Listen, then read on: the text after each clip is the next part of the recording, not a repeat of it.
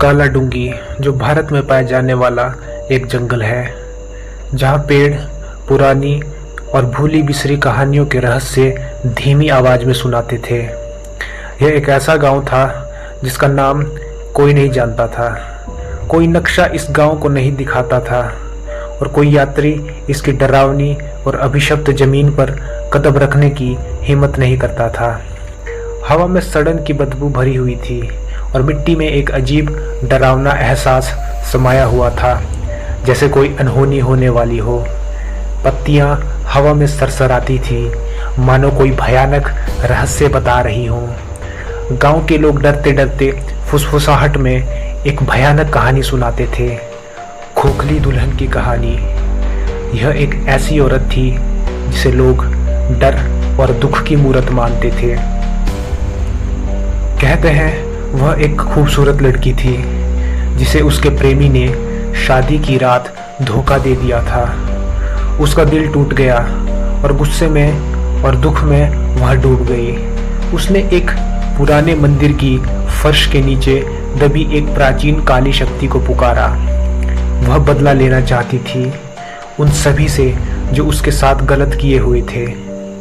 लेकिन जिस शक्ति ने उसकी पुकार सुनी वह कोई अच्छी आत्मा नहीं थी।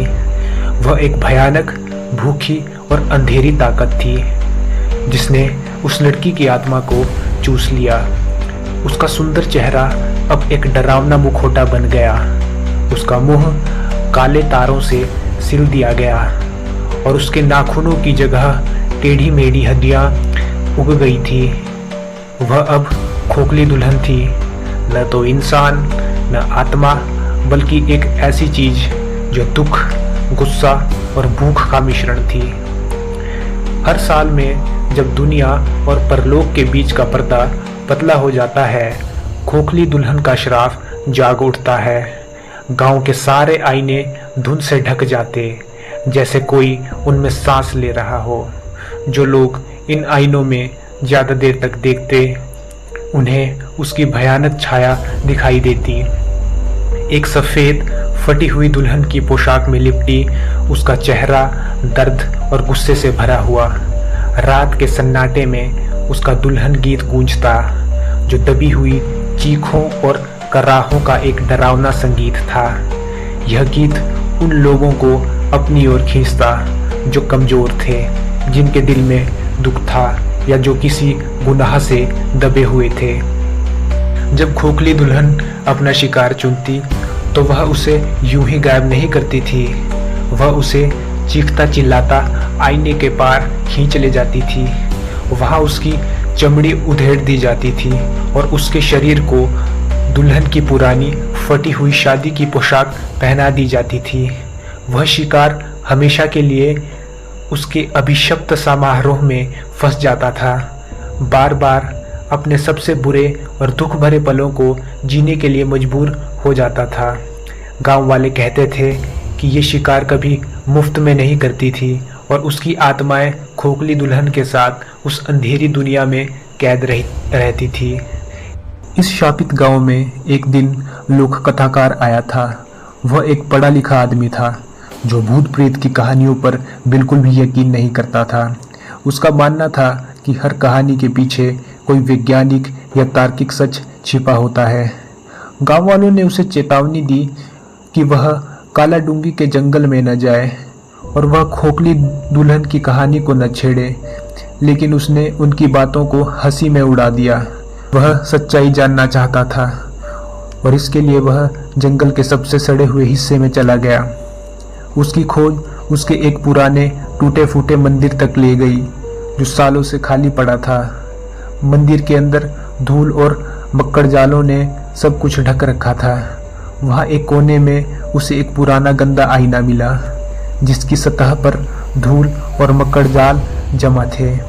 उसने कांपते हाथों से उस गंदगी को साफ किया और आईने में झांका। उसे लगा कि शायद वह खोखली दुल्हन की भयानक शक्ल देखेगा, लेकिन जो उसने देखा वह उसकी सोच से भी परे था। आईना अचानक चमकने लगा और उसकी सतह लहराने लगी, जैसे पानी में लहरें उठ रही हों। उसमें एक दूसरी दुनिया दिखाई दी, एक ऐसी दुनिया जो अंधेरी थी, जहाँ टेढ़ी मेढ़ी कल्पनाएं और डरावनी इच्छाएं जीवित थी। यह दुनिया न तो स्वर्ग थी न नर्क, बल्कि कुछ और, एक ऐसी जगह जहाँ समय और सच्चाई बिगड़ चुकी थी। लोक कथाकार ने उस दुनिया में गहराई से देखा और उसे लगा कि कोई उसकी आत्मा को खींच रहा है। अचानक वह खुद को उस आईने के पार गिरते हुए पाता है। वह अब उस अंधेरी दुनिया में था जहाँ चारों ओर छायाएं और गूंज थी। सामने खोखली दुल्हन खड़ी थी। उसका चेहरा घूंघट से ढका था, लेकिन उसकी वे आंखों में भूख और द्वेष से भरी थी। उसकी मुस्कान इतनी डरावनी थी कि लोक कथाकार का दिल कांप उठा। उसने देखा कि दुल्हन की पोशाक फटी हुई थी, लेकिन उसमें एक अजीब सा आकर्षण था, जैसे वह उसे अपनी ओर खींच रही हो। लोक कथाकार को समझ आ गया था कि वह सिर्फ एक भूत की कहानी में नहीं फंसा था। खोखली दुल्हन कोई साधारण आत्मा नहीं थी। वह एक ऐसी शक्ति थी जो प्यार की चाहत में पैदा हुई थी, लेकिन दुख और धोखे ने उसे एक भयानक राक्षस बना दिया था। उसकी भूख सिर्फ बदला लेने के लिए नहीं थी, वह प्यार, साथ और उन सभी चीज़ों की भूखी थी जो उसने खो दी थी। लेकिन अब उसकी चाहत एक यातना बन चुकी थी, जो हर उस इंसान को निगल लेती थी जो उसके रास्ते में आता था। लोक कथाकार ने उससे बचने की कोशिश की, लेकिन दुल्हन की शक्ति बहुत बड़ी थी। उसने उसे अपने पास खींच लिया और जैसे ही वह उसकी आंखों में देखता रहा, उसे एहसास हुआ कि उसकी नीयत अब इस दुल्हन से जुड़ चुकी थी। वह सिर्फ एक कहानी खोजने नहीं आया था, वह खुद उस कहानी का हिस्सा बन गया था। अचानक आईना टूट गया और उसके टुकड़े हवा में बिखर गए। खोखली दुल्हन की हंसी काला डूंगी के जंगल में गूंज उठी, एक ऐसी हंसी जो दुख, चाहत और हार का मिश्रण थी। वह हंसी इतनी भयानक थी कि जंगल के पेड़ भी कांप उठे।